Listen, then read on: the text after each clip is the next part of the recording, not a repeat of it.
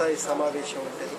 ఈ విస్తృత స్థాయి సమావేశము మరి ప్రధానంగా మేము ఇప్పుడు సిడబ్ల్యూసి తీర్మానం ఆ తదనంతర పరిణామాలను సమీక్షించుకొని మా భవిష్యత్తు కార్యాచరణ గురించిన నిర్ణయాలు చేస్తాం.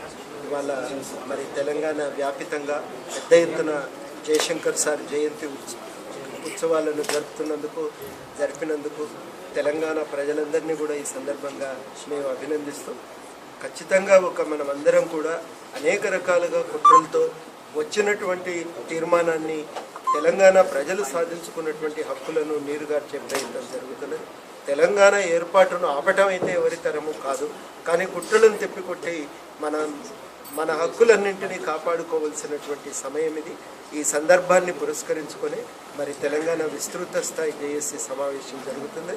పరిస్థితులన్నింటినీ పరిశీలించి నిర్ణయాలు తీసుకుంటాం.